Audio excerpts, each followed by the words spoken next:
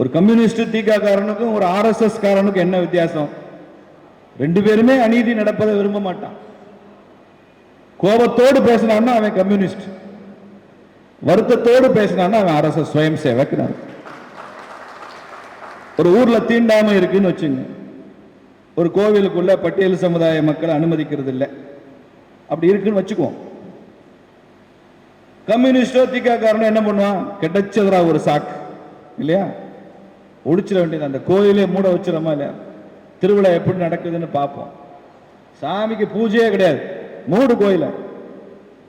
உரிமை இல்லை, அந்த இடத்துல எதுவும் வேண்டாம், அடிச்சு ரெண்டு பக்கமும் கோவத்தை தூண்டி விட்டு இங்கே வந்து என்ன சொல்லுவான்? பாரு, உன்னை கோயிலுக்குள்ள விட மாட்டேங்கிறான். அங்கிட்டு போய் என்ன ஸ்கூல் கொடுப்பான்? பாரு, அவன் கோயிலுக்குள்ள நேற்று வரைக்கும் வராதவன் இன்னைக்கு வரணுன்றான், விடாத, தூண்டி விடுவான். அதே ஊர்ல இருக்கிற ஒரு RSS இயக்கம் சுயம் சேவக் என்ன பண்ணுவான்? ஜாதியை காரணமாக காட்டி குறிப்பிட்ட சமுதாய மக்கள் கோவிலுக்குள் அனுமதிக்க கூடாது என்று சொன்னால் மிகப்பெரிய அநீதி. RSS தலைவர் பாபுராவ் பாலாசாஹேப் தேவரஸ் அவர் சொல்லியிருக்கிறார், தீண்டாமை குற்றம் இல்லை எனில் இந்த சமுதாயத்தில் எதுவுமே குற்றம் இல்லை அப்படின்னு சொல்லியிருக்கிறார்.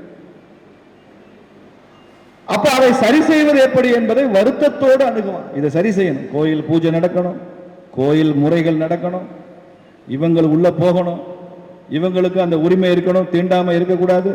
அதே சமயம் இவனை இதுவரைக்கும் அனுமதிக்காம மறுத்தானே, அவன் மனசுல மாற்றம் வரும். இது ஒரு பெரிய ப்ராசஸ். ஆனால் அதற்காக உழைப்பான், அதை வெற்றி அடைவான். அப்படி வெற்றி அடைந்த சம்பவங்கள் ஆயிரக்கணக்கில் தமிழ்நாட்டில் இருக்கிறது.